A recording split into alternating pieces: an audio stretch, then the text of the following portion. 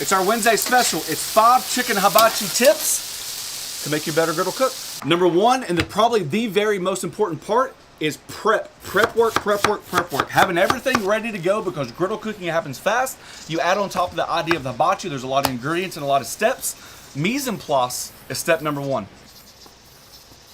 Honorable mention, when you're doing your chicken, I know it's extremely hard to do, but just take your time, especially if you're a newbie, because you want your chicken to be the right size. You don't want too large and too small pieces. So take your time and try to cut each chunk about the same size, so that way it cooks evenly on the griddle and you're not worried about raw or overcooked pieces. Number 2, it's all about the sauce. Listen, this is where you get creative. This is where you control the elements that go into it. Sometimes people don't like as sweet as what the bottle says. Sometimes people want to add heat. And these are simple pantry ingredients. You got your soy sauce, you got your brown sugar, you got your honey. You're the one that controls what goes in the sauce.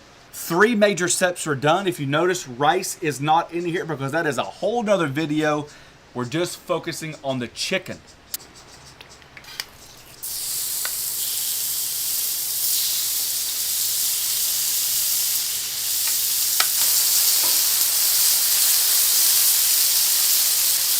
Next tip, zone cooking. Whether you have a 2 burner or 4 burner or 3 burner, it's incredibly important to understand your zone. I've got this zone on high because typically on Blackstones your edge is a little bit cooler, but I've got this zone over here on low. So depending on what griddle you have, you either need to turn up your knob or turn down the knob. It's about zone cooking. I want a sear patch. The sear patch dries out the chicken. Everybody knows that like a good sear on proteins is where it's at. I think it helps the sauce to caramelize and stick a little bit more. Plus it's pretty. Another honorable mention, don't mound your chicken up and let it boil. Spread it out and let it have enough room to get one side nice and brown.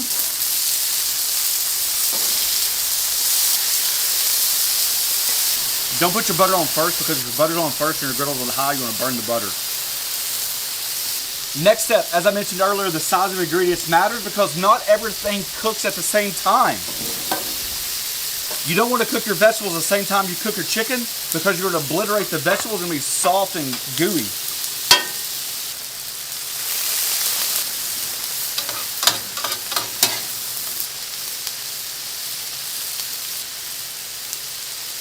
Last but not least, add your sauce. You don't want to add your sauce too early. If you add your sauce too early, you end up boiling your chicken. Plus, you want to go in stages. As your sauce reduces, it gets a little bit thicker and hangs onto the chicken a little bit more.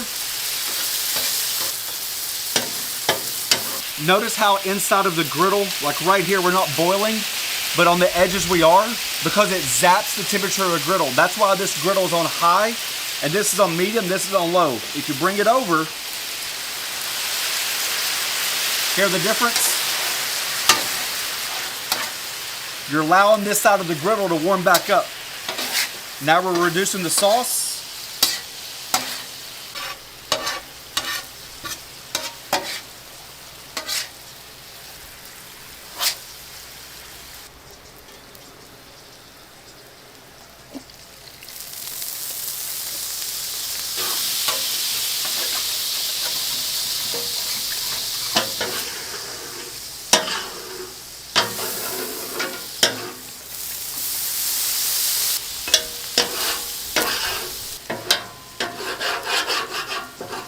And just like that, your hibachi journey is done. Now, we did this recipe exactly, and I mean exactly the way the recipe is listed on theflattopking.com. A lot of times, I'll even change my own recipe. However, when we did this illustration, I went straight from the nuts and bolts and did it exactly the same way. The only difference I did was instead of chicken breast, I did chicken thighs. Whether you want to serve it with a yum yum sauce, we actually have a homemade yum yum sauce. Sriracha, whatever you want to do. This gets you past home base, and it should be pretty dang good. So, look at that sauce thickening right there. I've already been eating a lot. It tastes exactly like the Japanese restaurant. All you need is a toothpick and a guy saying you want a sample. No, all you need is like the flying shrimp. The shrimp like flying towards your mouth. Here.